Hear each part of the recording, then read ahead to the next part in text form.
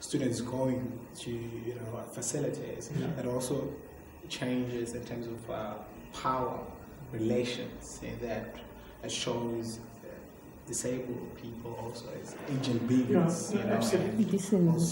Yes, and it also changes the perception of students, saying we want that, so it becomes something that is more interactional and more mutual, that people can learn. And I think your work is great. I had time to engage with it, and I'm still enjoying reading your book. I'm not finished yet. I've only read a couple of chapters, and I think it's great. And how was your experience in writing this book? As I read the book, it's sort of easy reading, but also a sense that fast. There's a pace in terms of the book itself, in terms of sort of fast-paced, but very interesting and simple read rather than with bombastic words. So what was it like to? Well, thank you. I have to tell you, this book was, as they say in the classics, a critical success and a commercial complete disaster. It didn't sell at all, and I have got a whole lot of copies that they wanted to pulp sitting in my office, so it's very sore. but I got some nice reviews, and I mean, there's a funny sort of paradox around it, because the reason I wrote it for many reasons, primarily because for narcissistic reasons I wanted to write it and I love to write it. But from an ideological point of view, disability studies says that we have a responsibility to make knowledge accessible.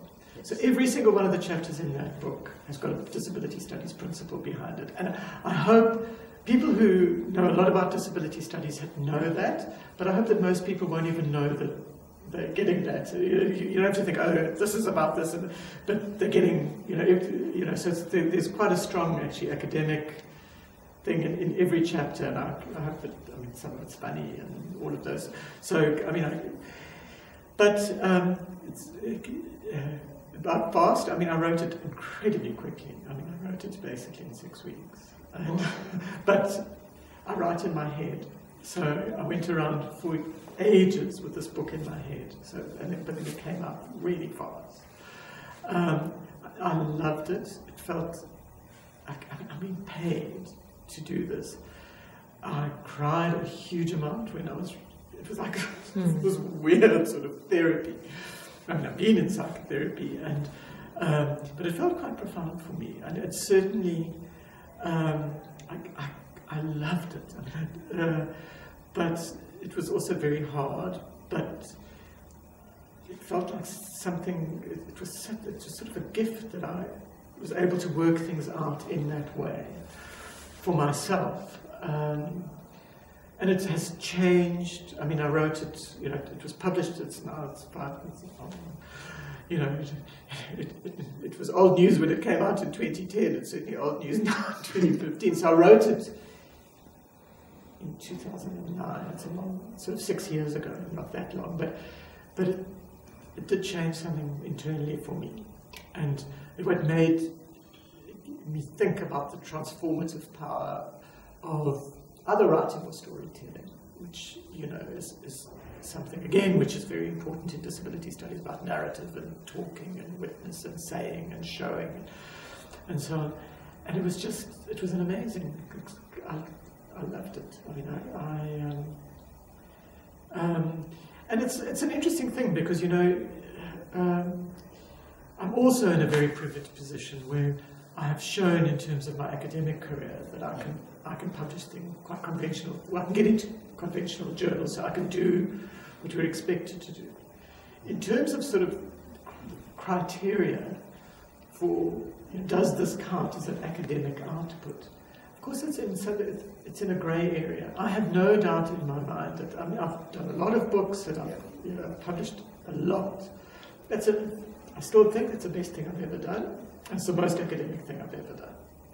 But it doesn't fit the paradigm at all. And if it had been the only thing I'd ever done, people would say he's not an academic. Yeah. And there's a funny paradox there. So if I can go and do reproduce somebody else's scale and reproduce somebody else's methods, which has, you know, look, we've got to do that. That's our work, and I do it, and it's important to do. I don't want to knock it. If I could, then people would say, "Oh, yeah, no, he's a real academic." So you know, he's a real academic. Whereas this is in the sort of borderland.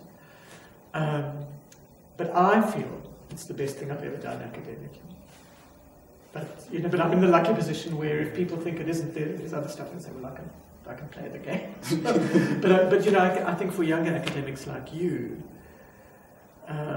one of the things that makes me glad to be older, actually, or grateful, is that I think the field has narrowed even more than much more, in fact, than when I was younger. That the criteria for being an academic are much narrower. And I've been incredibly lucky that I've been able to do things that look all different, get into a field which, you know, there's slowly, but I mean, apart from inclusive education and people working in psychosocial mental illness and so on, there's nobody in disabilities that studies in South Africa, or there wasn't. I mean, there's now, you know, Brian, you know, other people are slowly in psychology.